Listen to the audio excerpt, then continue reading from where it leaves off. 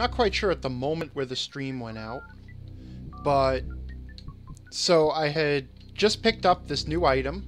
Let's move the mouse cursor. The grapple beam, which shoots this short electrical burst. And if I had been watching a tracked mode, I would know what it did. If I hadn't been watching a tracked mode,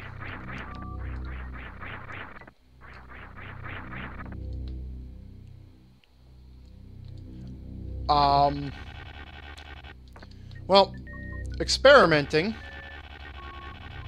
and playing around with it, I discover what the grapple beam is for. And now I have the tool I need to get past those blocks. O-Dog is asking about the placeholder picture on my stream, and that's a photograph I took. I took it as one of the stock photos from my website to put at the heading of different articles. So now we enter what I will simply call the tutorial area for the grapple beam. Have I figured out how to swing? Have I figured out how to aim it vertically and use it to get more height? Have I figured out how to swing from a dead stop? Etc., etc. At this point, Metroid teaching me how to use my tools by forcing me to do them and not use them and not letting me proceed until I figure it out. Sort of old hat. You know, it's just what it does. In fact, you could argue that this game is actually one long tutorial, building you up with all of the abilities you need to get to the end. Or actually, more appropriately, you might call it a series of tutorials and tests. Or tutorials and challenges.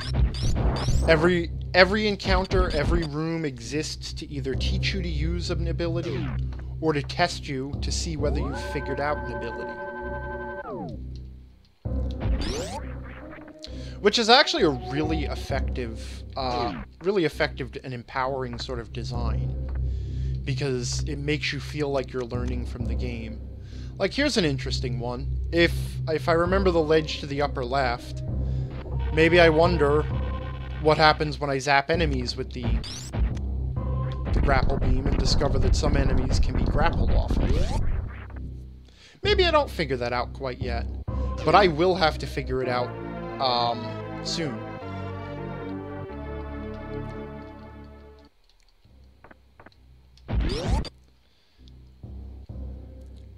So now, with the grapple beam in hand,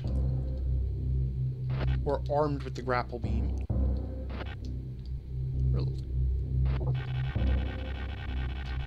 which I'm gonna admit I always have just a little bit of trouble using, right? I'm not gonna lie. And there is one spot where it relies heavily on your grapple beam use where I'm gonna spare the stream a little bit and save state just to make sure it only takes me a couple of attempts without having to run back. And now I could go back the way I came because that door is open, but maybe I should check out what's over here first. And this also tests...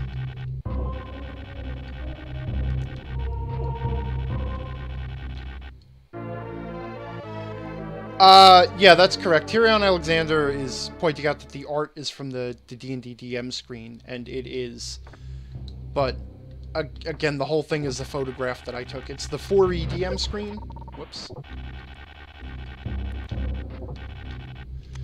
So the final ability you need to master with the grappling beam is jumping from, or swinging from block to block to block. And now that we've, you know, dealt with Crocomire and gotten the grapple beam, let's explore some of these other side passages. Which again, it just speaks to the pacing in this game, which without any sort of real control over what the player does, it just kind of works itself out. And in this case, the pacing is sort of, you know, you find a thing, or you deal with a problem, you accomplish a goal, and then you have some free time to play around, and the game has kind of let you off the leash. Or so it seems, even though the game never really lets you completely off the leash. And then you get bored of wandering around, or you feel like you've exhausted all the possibilities. And you go back and you start moving along the path again. This is interesting. Somehow, when I came through here last time, I didn't blow open that yellow door. Maybe I didn't have the power bombs when I got here last time. And I find a room filled with lava. Whoops. That I fell in.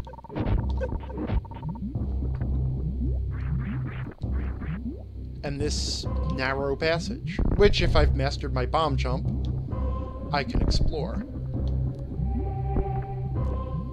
And another giant statue mouth door, which I might remember as being similar to the door that led to Kraid. So maybe, if I did happen to wander in here, I just kind of file that one away as, probably another boss.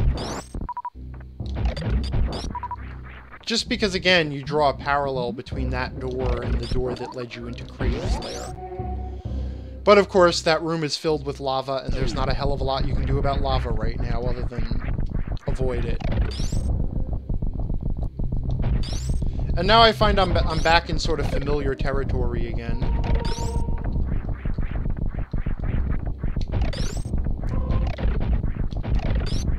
And I have the opportunity to do a little bit more exploring. And again, I have a new tool, so it's always fun to explore a bit.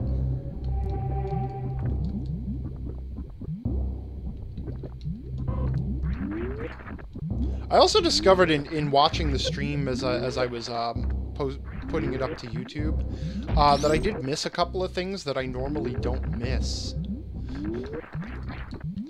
But again, you know, having an intimate knowledge of the game now, you know, I kind of scour the area pretty well. I know where most of the items are. This is one of those games that I just keep going back and replaying over and over again, and I still keep discovering new things when I do. You know, like that little trap where it caused you to trip over the power blocks. Or the fact that I overjumped that. Oops. But playing it with an eye toward how it was designed, how it was put together, and how it sort of drives you through the game, it's really interesting to replay over and over again. Oh, come on now. You know what?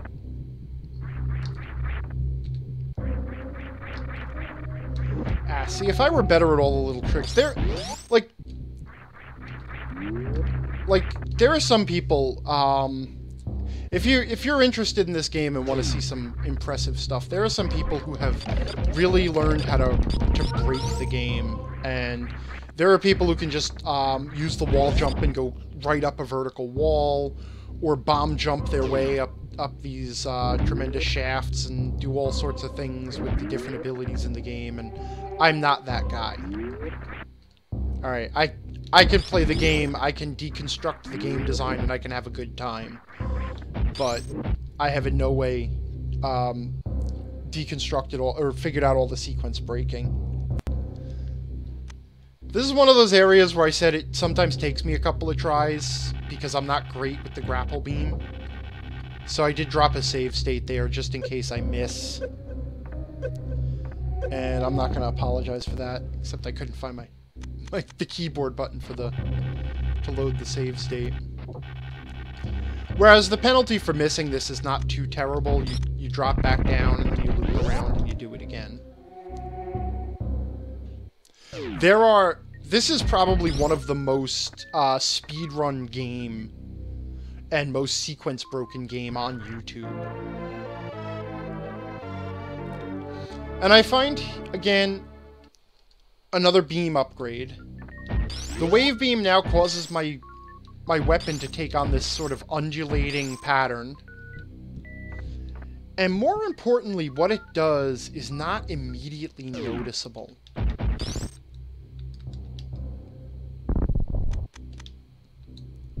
Oh, right, I thought I could... See, I won't see right away anything other than the fact that I've got this wavy gun now, and that it seems to be a little bit more powerful. But what it does is actually the beam... I'm trying to find a good spot to show it off, but the beam will pass through solid objects now, which is something it wouldn't do before. And the implications of that also don't become immediately obvious. It's not one of those power-ups that presents itself, that immediately presents an important use.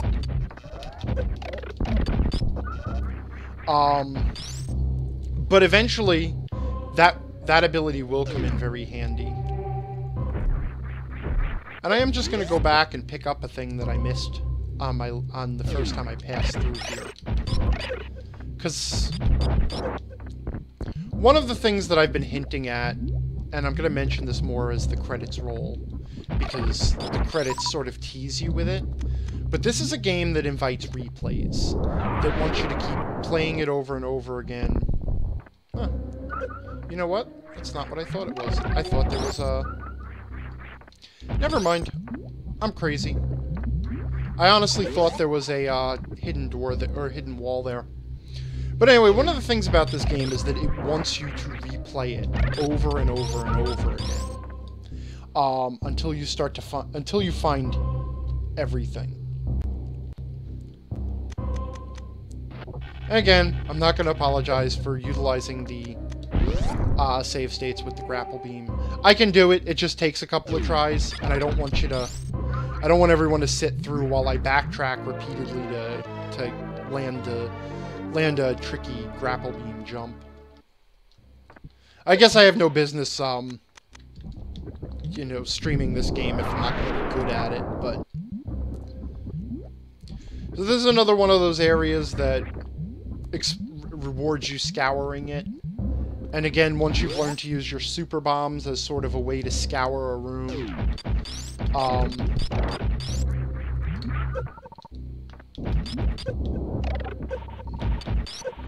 oh dog, this was originally released on the Super Nintendo, or the Super Famicom in Japan, the Super Nintendo here in America. And I forgot the year. I was talking about it last time. 93, 94.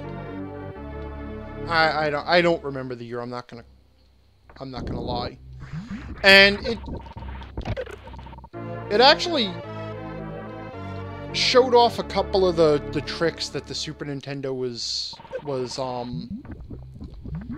kind of that were revolutionary for the Super Nintendo, including the transparency effects and the ability to morph and rotate backgrounds. Like you can see in here the way the background is waving and undulating, and the transparency effect on the lava.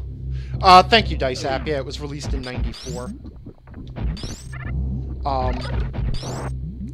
But those are part of the Mode 7 graphics that the Super Nintendo boasted. The ability to morph, change, and make transparent backgrounds.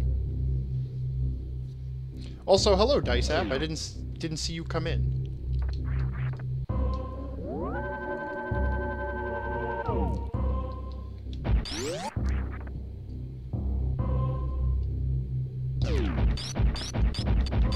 So now, again checking the map, we find that we've mostly explored almost everywhere here. I could theoretically... Actually, let's do that. Let's loop back around, because there was a spot that I missed. But we also still haven't found the map in Norfair. So we're still going a little blind. That is, the only things visible on my map are the areas I've explored. I can't see what's unexplored. Hi, Stroop Jr.? Oh, is that Joe? Hey, Joe.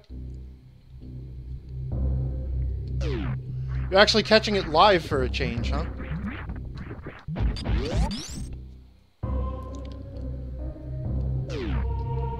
So, I'm just... No, that's not quite where I wanted to go, is it? I will drop it.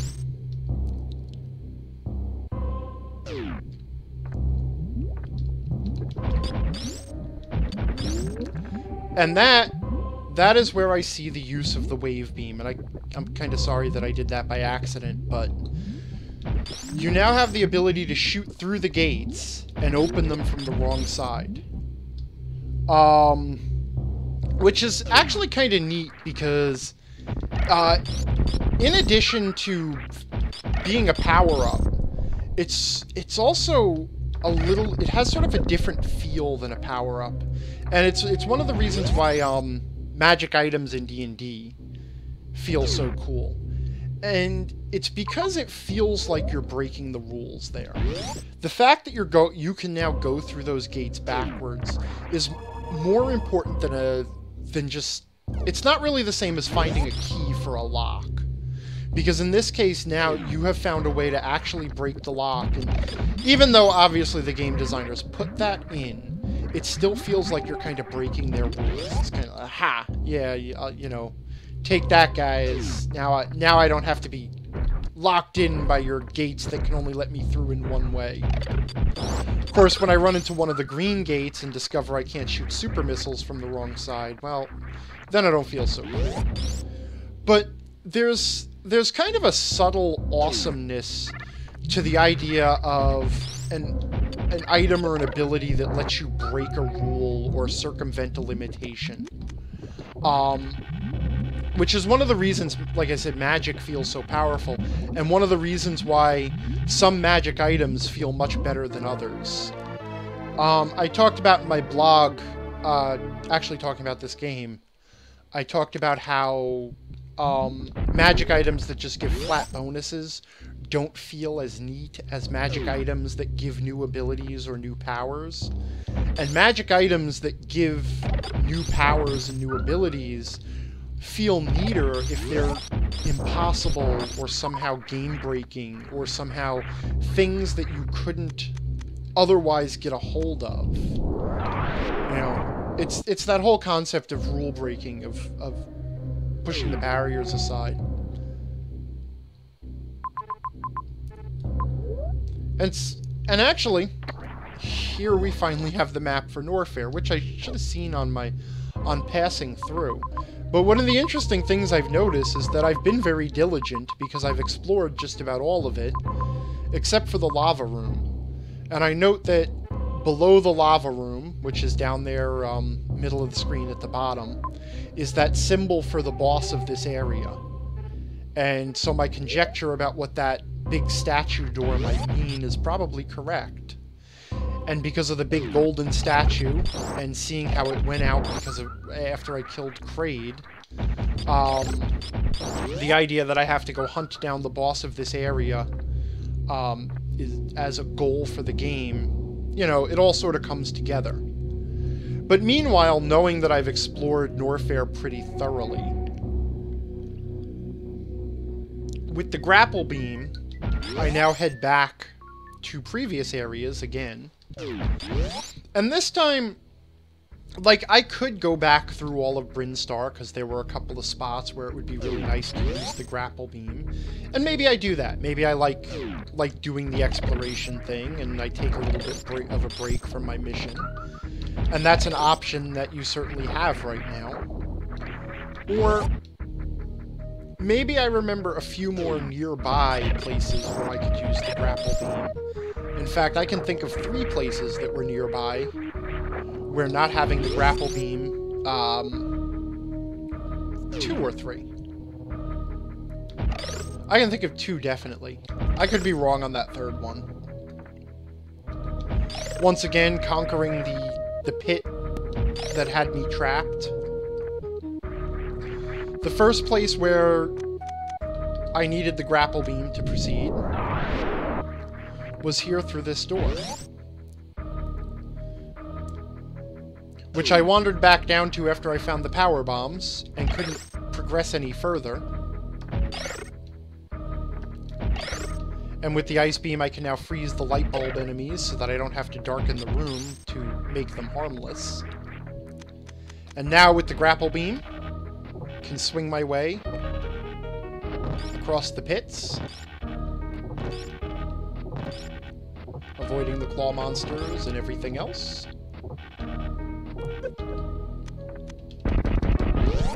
And now that is one more room that I have conquered. And this is actually another room that's going to give me an optional ability and immediately train me in how to use it. But this is actually a really neat ability. This is the X-ray scope. Turning it on, I discover that I now have the ability to project this arc where I can see what's really there. The invisible passages, blocks that I can shoot, blocks that I can bomb. And I know, for instance, in this upper corner here, there's a block that I can bomb now. And I can use the bomb jump to get up here. And I can stand up in here and see where I'm at. And see that I can jump up here. And then drop down. And get out. And if you are an inveterate explorer and searcher for secret or finder of secrets, that is the equivalent of a treasure map in this game. Because now you have the option of standing in every room and scanning it for all that invisible stuff. So all those things that I've kind of sort of known were there, it's actually possible with time and patience to discover the most impenetrable of secrets just by revisiting all of the rooms and scanning them all with the X-ray scope. So if you really want to take the time, if you are that level of completionist, the game has now empowered you to do that. Whereas if you don't want to, because many of the optional many of the power-ups, there are many optional power-ups in this game, mainly the energy tanks and the missile batteries, you can just ignore them and take a more direct path. So the game lets you kind of choose the mode of play that you're most comfortable with.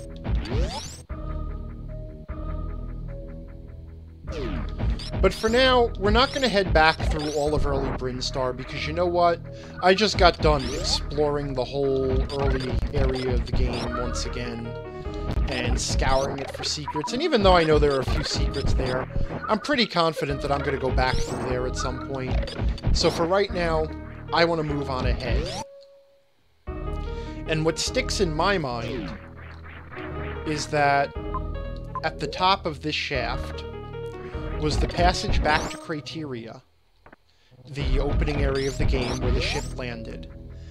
And there was a water-filled leak with grapple blocks over it that stymied me, and the entire other half of the area of Crateria is on the other side. More importantly, there's something else in Crateria that I've been wondering about for some time.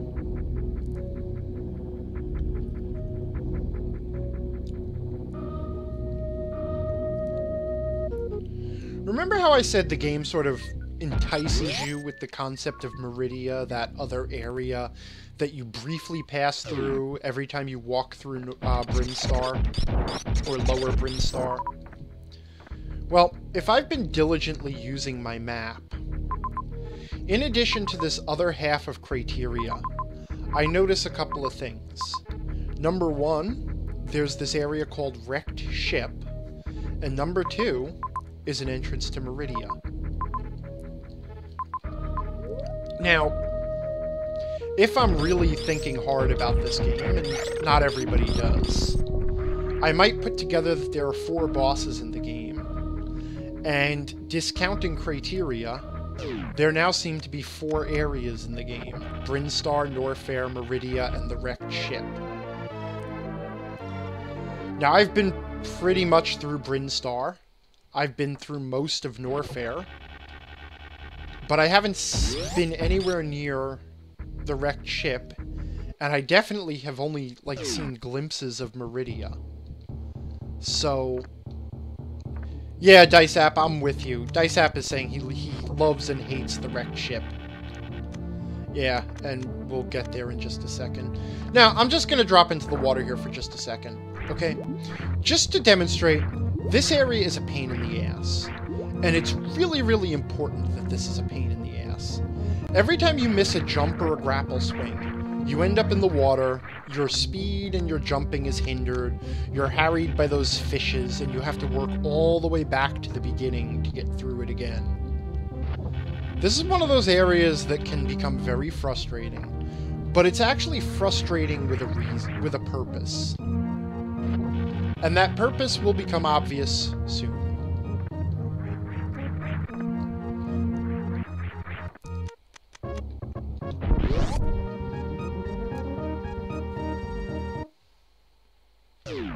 And now we see we're in a new area, the wrecked ship.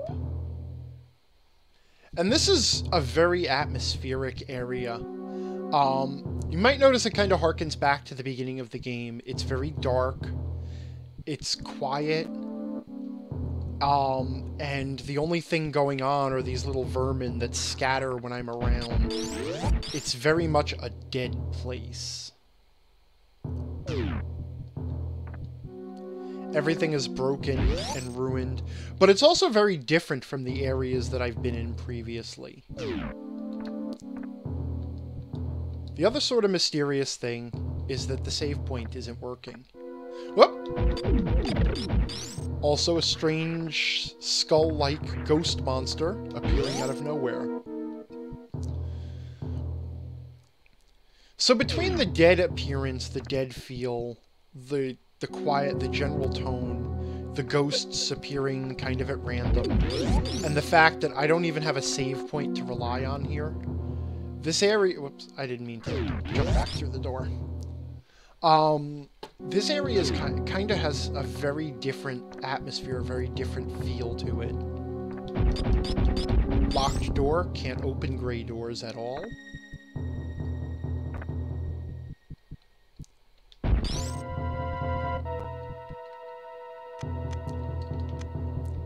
And I'll notice that I can't go up and I can't go down. I seem to be trapped. So now being trapped, I start to resort to power bombs. Or alternatively, I could also resort to, well, it doesn't matter much now. But I can also resort to the X-ray scope if I prefer, to find various passages.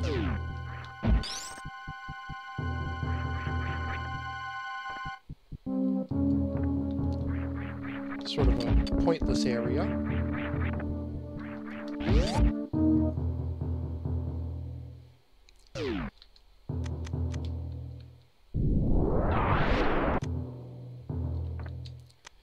And the X-ray scope, by the way, would have revealed that those are the blocks that can be destroyed with the gun, with the arm cannon.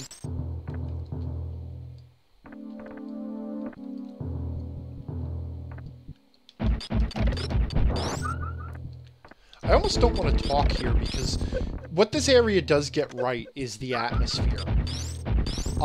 Between being locked in, between the ghosts appearing and disappearing at random, and between not having a save point, which is actually a brilliant move on the game's part, because taking away a save point like that is kind of a way of scaring the player. Whereas everything else sort of acts on the character level. Like, this would be a scary situation for Samus to be in, or a creepy situation. But depriving the player of something the player needs to proceed in the game is a way of getting the player to feel the same desperation that the character would feel. Sort of the same thing, and I hate to keep going back to Dark Souls, but there are a lot of similarities between the two games. But it's the same as when Dark Souls takes away the bonfire in Firelink Shrine, and you have to go hunt down the killer and get it back.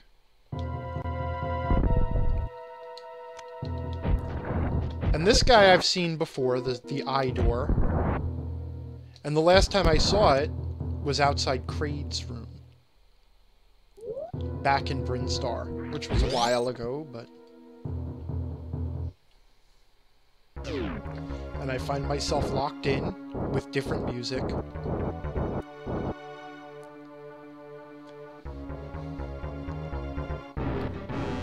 And this is the boss of the wrecked ship, Phantoon, who I might recognize from the statue of all the bosses. So he fades in and out, launches fireballs, or drops fireballs. He's got a couple of different patterns he uses. And when he opens his eyes and becomes tangible, that's when he can be targeted.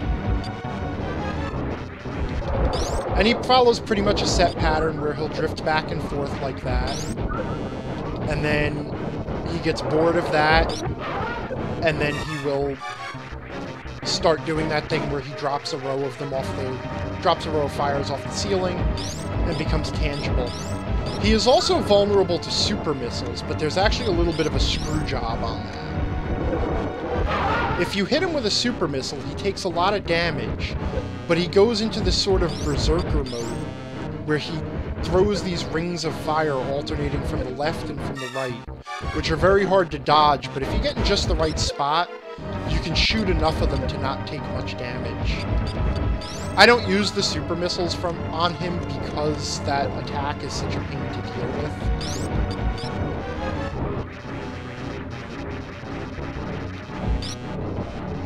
I feel so bad because he's another great boss, and I'm talking about him in such clinical detail.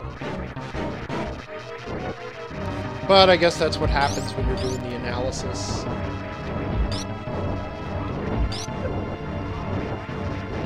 I guess I could break out the missiles. Yeah, let's just do the missiles. I'm not honestly sure whether the missiles do more damage or less damage than the charged beam.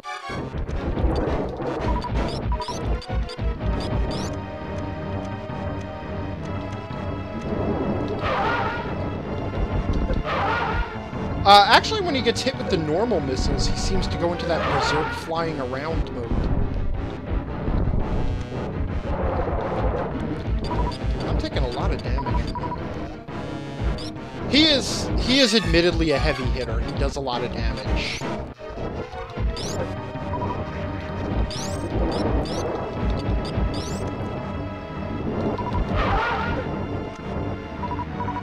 Alright, I think that's it now.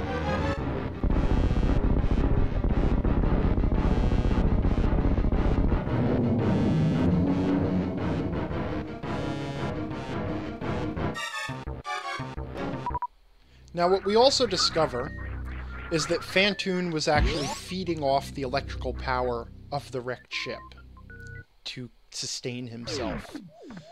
So we notice that the environment is now is lit. It's sparking. Those little robots have been activated. And I like the goofy little robots and the little security balls. But I like the goofy little robots because... Oh, what is Phantoon supposed to be? I believe... there's nothing in the game to really say what he is or isn't, as far as I know. But the implication is that he is a ghost, or the collective ghost of the crew of whatever ship this was that crashed here.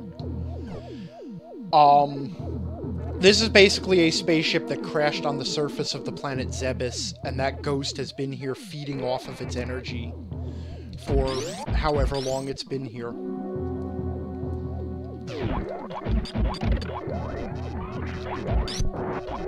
I was actually trying to say, I really like the little goofy robots. They have sort of this old sci-fi B-movie look to them, which is... It's actually a neat way to imply that this ship doesn't really belong to this planet, because it doesn't match up with all the space pirates architecture. Even the places where they've built out the planet, you know, this ship just seems out of place and goofy and odd.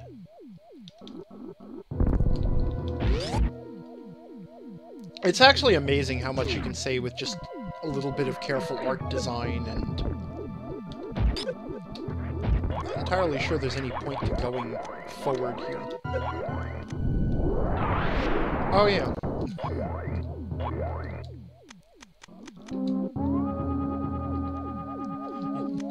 So using the,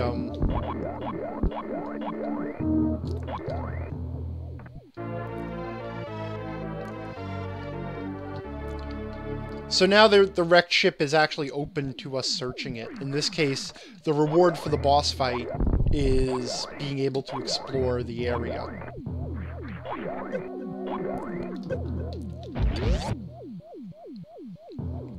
But that's not all. I mean, I'm not going to spoil anything, but there is another reward for this boss fight, and I kind of hinted at it earlier after the reward for Kraid's boss fight, and we're going to talk again about why that reward is important.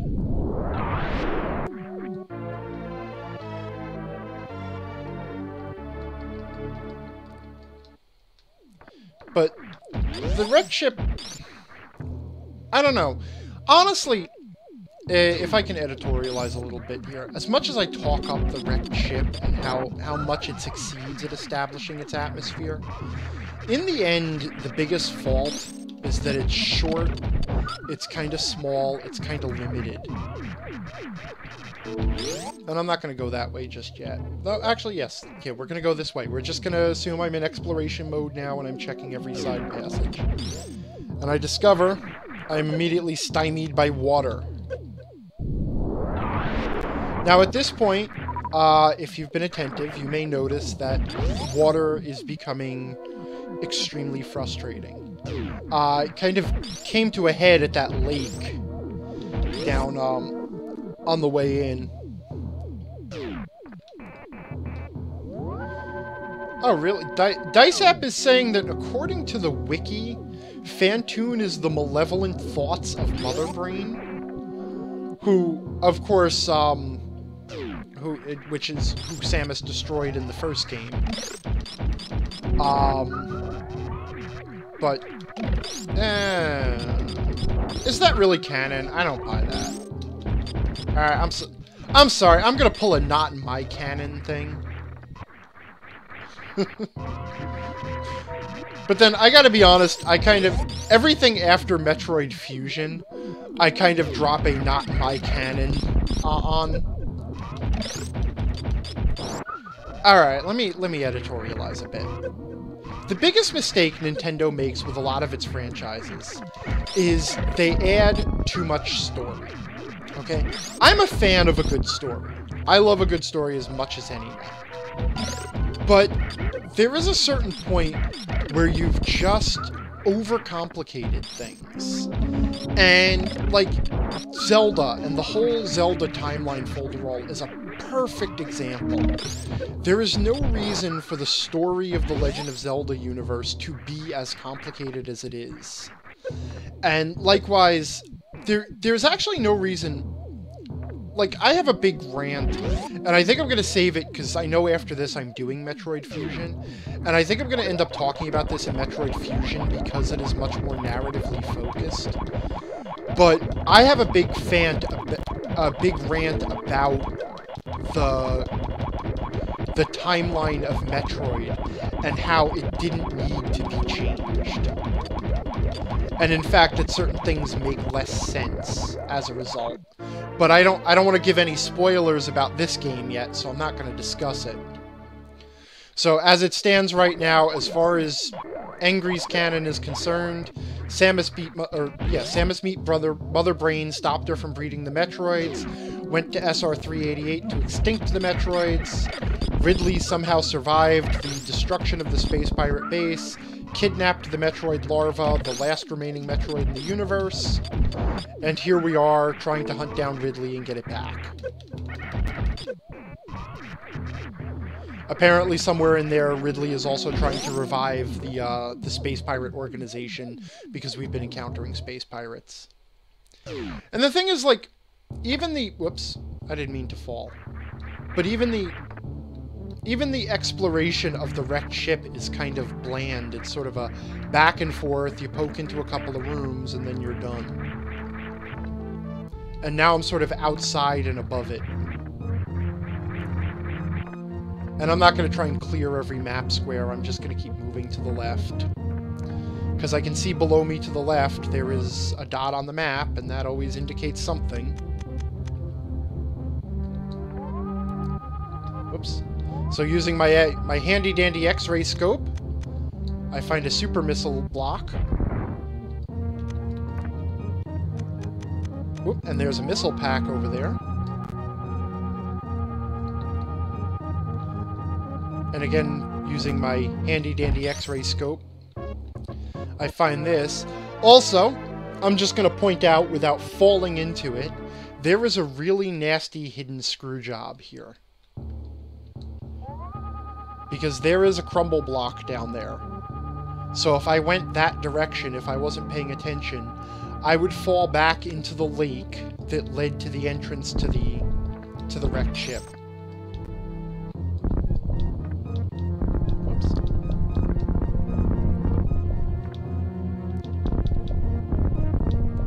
I think I'm stuck. Oh, I gotta do the bomb jump thing. Whoa, and I almost fell right into the crumble block that I was saying I'm not going to fall in because I don't want to go back and do that again. But scouring this area, and you have to scour this area, you'll eventually find another place that you can get in. And if you look at the map, you'll see that mysterious cutout in the middle of this area. Which, once again, at this point, you've played this game enough to know that you really should be looking at the map all the time, because the map is going to always lead your attention to something.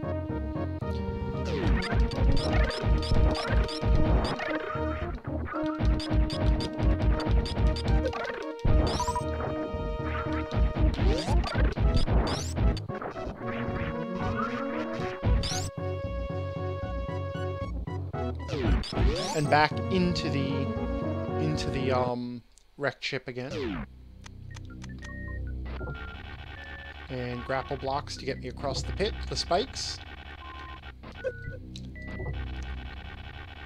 You know what? Someday, I mean, it's been, what, 15, 20 years, something like that? Someday I will actually master the grappling blocks.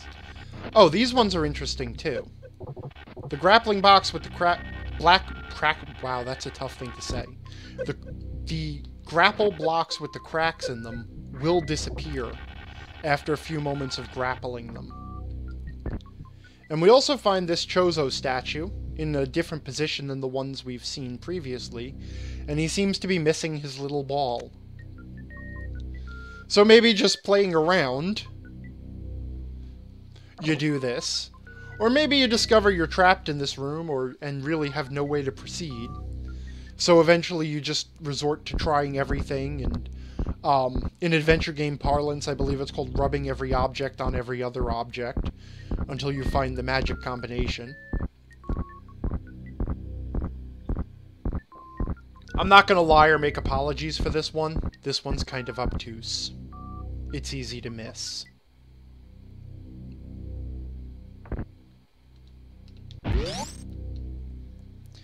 And so now, we'll move on. And there we find the Chozo's lost object. Have no idea what it is.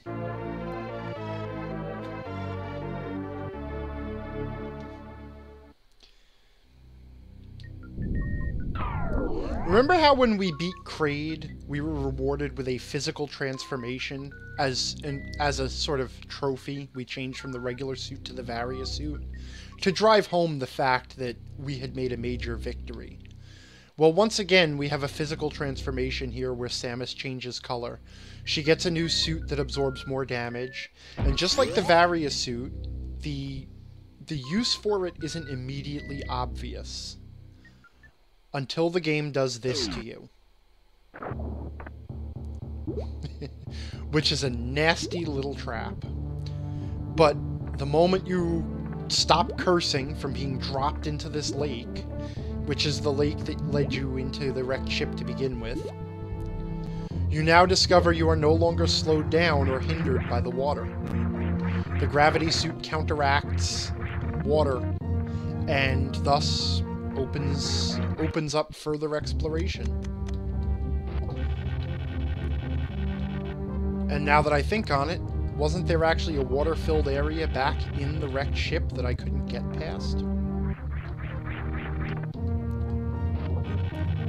So once again, I mean, that's the other thing that this game does a lot of. You know, one of its favorite little tricks is to keep building up your frustration with an obstacle until you get to the moment where it gives you the tool to get past it.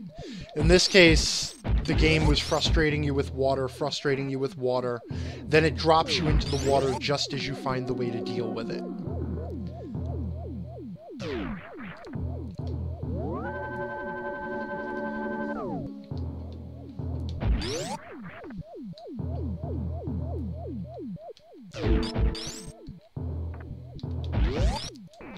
Empowerment and advancement are really important ideas that don't get discussed enough in role-playing games, and especially by DMs, who, like, a lot of DMs tend to take a dim view of even simple things like keeping...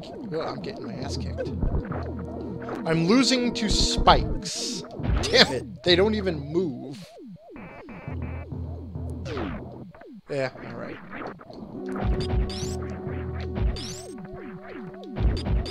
If I actually die, I'm gonna be really embarrassed. So we're gonna check things out with our X-ray scope and find that there are a few more secrets in the wrecked ship before we leave it. But, okay, so like, a lot of DMs... Yeah, I really want to go back through and play Metroid Prime again. Dice App is saying that he kind of wants to play Prime again as a result of this. And I do too, but I honestly... That game... Shit. Maybe I should stop talking. That'd be a great stream, right? Huh? What? Watch me silently play the game. See if you can read my thoughts.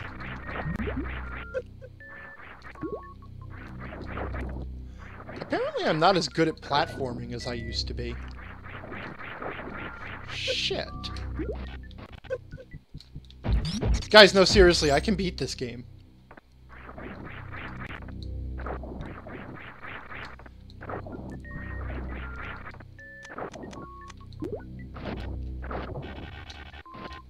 Alright, there we go. I got it.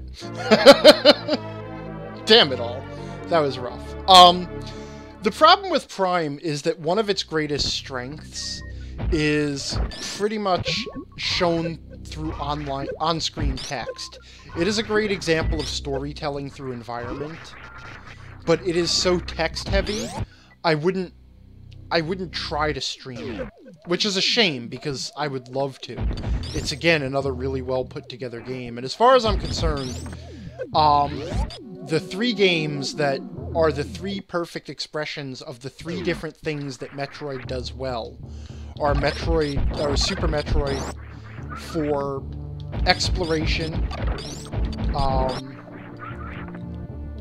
Metroid Prime for basically storytelling through environment, which I guess counts as exploration too, but it's kind of a different thing. The ability to tell a story without anything but the environment that the players can interact with. And the third one is Metroid Fusion, which, as far as pacing and atmosphere, is top-notch in the Metroid games, even if it does kind of ramp down the exploration just a bit. But anyway, I had a thought about advancement and empowerment. Because, like I was saying, a lot of DMs, or a lot of GMs, I should say, kind of view advancement with disdain. It's kind of like, I don't want to be bothered with experience points, I don't want to be bothered tracking levels, I'll just level the players up whenever, you know, whenever they hit a story goal, and we'll just call that good enough. And while I can kind of understand that, the shame of it is that advancement and empowerment are things that have such a deep psychological impact that you're almost wasting them if you don't give more thought to how you use them. You know, it's like having this beautiful like spice rack with all these different wonderful spices, and all you ever reach for is the allspice for everything, or the MSG. You know? Whoops. I found a... I don't remember how to get through here. I kind of wasn't paying attention. Obviously at some point while I was, pontificating on experience points, I wandered out of the wrecked ship and ended up back in Criteria, where I'm now struggling to find... Oh, you know what? I could just use my X-ray scope, which the game gave me for exactly this reason. Yeah, I'm a freaking expert, right? Ah, there we go. Alright.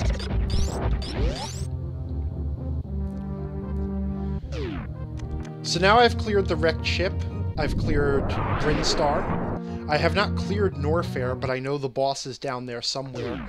But he's... there. That passage is drowned in a sea of lava that I can't quite get through. And now I'm entering the 4th, and what I might be thinking